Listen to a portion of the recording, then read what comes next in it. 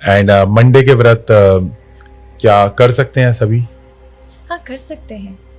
मैं ये कहूँगी कि शिव जी ने विद्वेश्वर संहिता में वर्णन आता है, शिव महापुराण में, शिव ने ही वारों को बनाया है। ये जो 7 वार हैं ये शिव के द्वारा है, और 7 वारों में सभी देवताओं को स्थापित किया।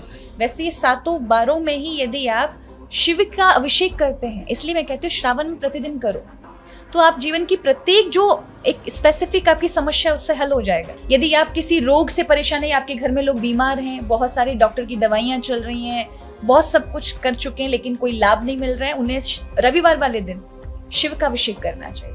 उनको रविवार वाले दिन करना है? हाँ, वो रविवार वाला दिन सूर्य भगवान को दिया हुआ है, सूर्य स्वास्थ्य के देव है। सोमवार वाला जो दिन है वो भगवान चंद्र को दिया है। तो जिनके मन उथल पुथल है, डिप्रेशन में, एंजाइटी में, उन सब के लिए उनको फिर मन में आनंद मिलता है और प्रसन्नता होती है, जो चाहते वो भी प्राप्त होता है। तो वो सोमवार के लिए। मंगलवार वाला दिन जो है ये कार्तिकी का व्रत है, वो कार्तिकी स्वामी को दिया गया वार है। तो जो जमीन इत्यादि में फंसे हुए लोग हैं उनके लिए ये।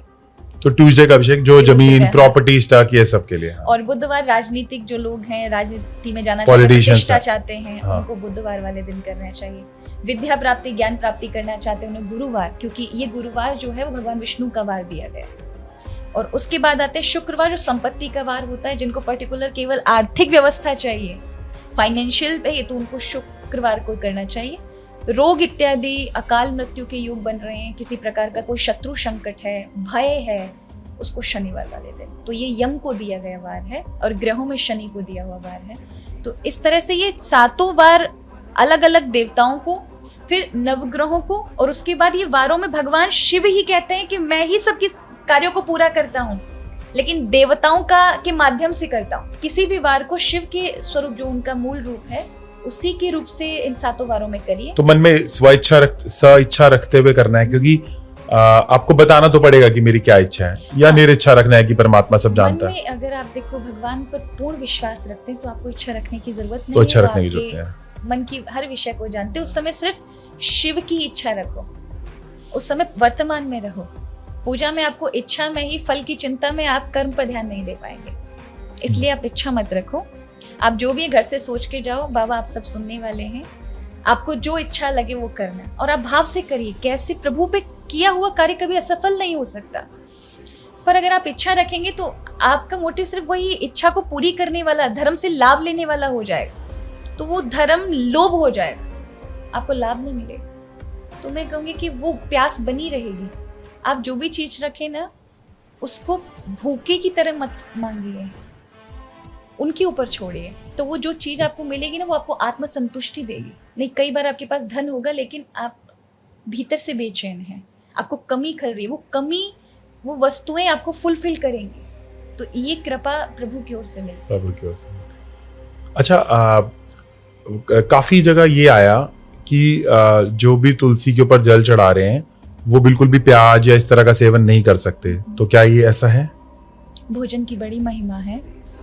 अगर आप अपने जीवन में सच में बदलाव चाहते हैं और चाहते हैं कि आप हर एक चीज केवल बाहरी रूप से ही नहीं, आंतरिक रूप से अपने शरीर की हर एक मन को, विचारों को, इनको इफेक्ट कर सकें, तो आपको भोजन पे बहुत ध्यान देना पड़ेगा।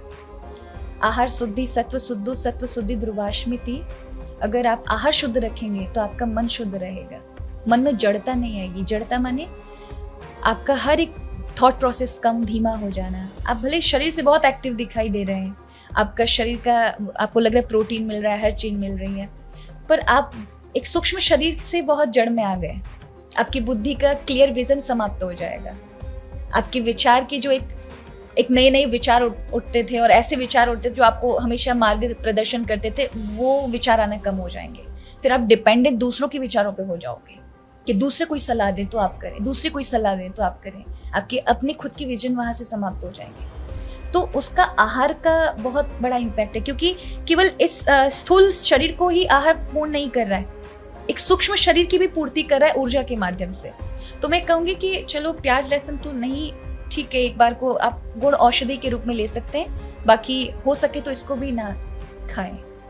मांसाहार तो बहुत ही बड़ा गलत है कि आप, कई बार युवा कहते हैं कि मन साफ होना चाहिए, और मन साफ है तो खा सकते हैं। नहीं, आप ये देखिए, आप कैसे कह सकते हैं हृदय साफ है, हम भगवान का भजन कर सकते, लेकिन पेट में खून भरा हुआ है किसी का।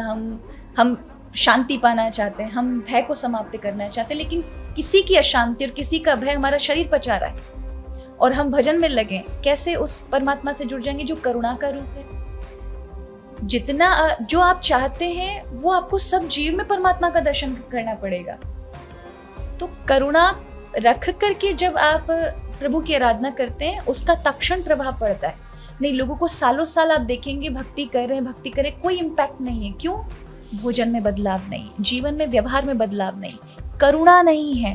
और दूसरी बात, फिर सूक्ष्म अहंकार भी आ जाता है। कुछ जानने लग जाते तो लोगों को लगता है मुझे सब आता है, मुझे सब आता है, और दूसरों को करेक्ट करना चाहते हैं। तुम गलत कर रहे हो, तुमने ऐसे जल नहीं चढ़ा, तुमको ऐसे खड़े होकर जल चढ़ाना था। अरे तुम कैसे कह सकते हो, सामने वाले को जजमेंटल कैसे दे सकते हो कि ये व्यक्ति ऐसा करेगा तो इसको गलत मिलेगा।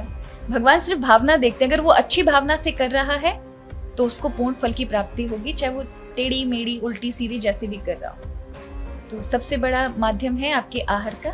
मांसाहार बिल्कुल भी ना करें, और आप 30 दिन तक श्रावण मास में ही खुद देखें, अगर ये चीज़ें आप छोड़ देते हैं, लहसुन प्याज छोड़ देते हैं, मांसाहार, तो आप देखेंगे आपके भीतर की चेतना में, संवेदनाओं में बदलाव देखेंगे, बुद्धि के विचारों में, निर्णय में, अपने शरीर में भी हल्कापन देखेंगे।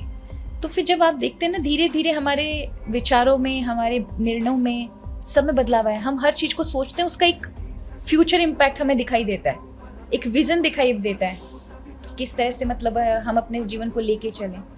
तो उसका आप आहार पे ही बहुत विशेष है। इसलिए साधना तब तक संपूर्ण नहीं हो सकती जब तक आप आहार सही नहीं करेंगे। तो आपने सही कहा, तुलसी पूजन नहीं, सारे पूजनों में आहार शुद्ध रहना चाहिए।